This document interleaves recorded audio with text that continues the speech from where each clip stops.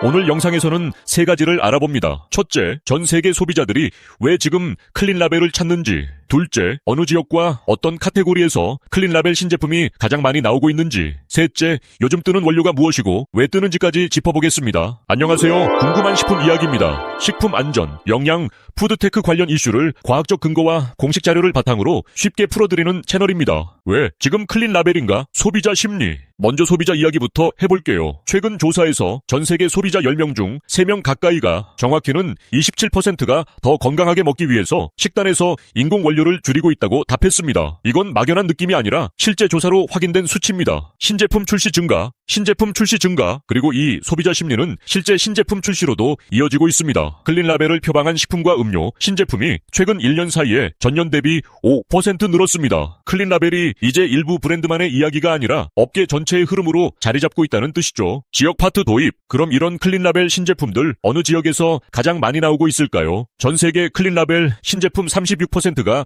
유럽에서 나왔습니다. 전체의 3분의 1이 넘는 규모입니다. 그 다음이 아시아로 20%, 북미가 18%를 차지했고요. 아프리카와 중동이 15%, 중남미가 7%, 오세아니아가 4% 순이었습니다. 유럽 사례. 실제로 아일랜드에서는 인공색소와 향료, 보존료를 전혀 넣지 않은 치즈 신제품이 나오기도 했습니다. 유럽 시장에서 이런 클린라벨 제품이 얼마나 자연스럽게 받아들여지고 있는지 보여주는 사례입니다. 카테고리 파트 도입, 도입 지역만이 아니라 어떤 식품 카테고리에서 클린라벨이 강세인지도 살펴볼까요? 카테고리별 데이터. 카테고리별로 보면 조리소스와 시즈닝이 11%로 가장 많았고, 베이커리가 10%, 스낵과 청량음료가 각각 9%, 유제품이 7%로 뒤를 이었습니다. 청량음료 성장. 여기서 주목할 부분은 청량음료입니다. 지금은 9%로 5위권이지만 최근 5년 동안의 성장률을 보면 연평균 6%씩 꾸준히 늘고 있습니다. 앞으로 청량음료 쪽에서 클린라벨 경쟁이 더 치열해질 걸로 보입니다. 미국, 독일 사례. 미국에서는 천연 원료만 쓰고 보존료와 인공색소를 뺀 소스 제품이, 독일에서는 설탕을 따로 넣지 않고 천연 단맛만 낸 탄산음료가 새롭게 출시됐습니다. 포지셔닝 파트 도입. 그럼 클린라벨이라는 말 안에서도 소비자들은 정확히 어떤 표현에 더 반응할까요? 포지셔닝 데이터. 원료 포지셔닝을 살펴보면 천연이라는 표현이 25%로 1위였고 유기농이 23%로 그 뒤를 바짝 쫓았습니다. 반면 통곡물은 5%, 글루텐 프리와 GMO 프리는 각각 1%에 그쳤습니다. 채널 해석, 천연 무첨가 격차. 여기서부터는 제 채널의 해석인데요. 이 격차가 꽤 흥미롭습니다. 천연과 유기농을 합치면 거의 절반에 가까운데 글루텐 프리나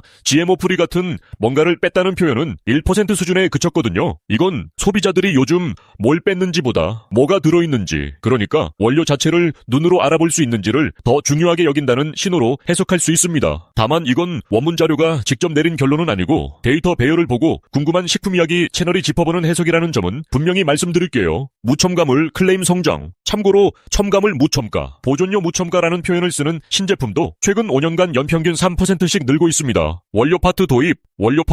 그럼 실제로 어떤 원료들이 클린라벨 신제품에서 요즘 뜨고 있는지 순위로 한번 정리해볼게요. 원료별 성장률 데이터. 가장 많이 늘어난 원료는 레시틴으로 13% 증가했고요. 그 다음이 홍고추로 11%, 당근 농축액이 9%, 대추야자와 과일 주스가 각각 8%씩 늘었습니다. 궁금한 식품 이야기 채널 해석. 원료 성장 배경이 원료들 왜 늘어났을까요? 이것도 궁금한 식품 이야기 채널의 해석을 덧붙이자면, 레시틴은 합성 유화제를, 당근 농축액은 합성 색소를 대신하는 용도로 업계에서 흔히 쓰입니다. 소비자가 알아볼 수 있는 천연 원료로 기존의 합성 첨가물을 바꾸는 흐름과 맞닿아 있다고 볼 수 있습니다. 다만 이 부분도 원문에 명시된 인과관계가 아니라 업계 일반 지식에 기반한 채널 해석이라는 점 다시 한번 말씀드립니다. 실제로 벨기에에서는 유기농 인증을 받고 해바라기 레시틴을 넣은 글루텐 프리 쿠키가 새롭게 출시되기도 했습니다. 그런데 이 영상에서 다룬 자료를 볼 때 한 가지는 꼭 짚고 넘어가야 합니다. 이 리포트는 식품 원료를 공급하는 업체가 후원해서 만든 자료입니다. 그러다 보니 클린라벨 확대에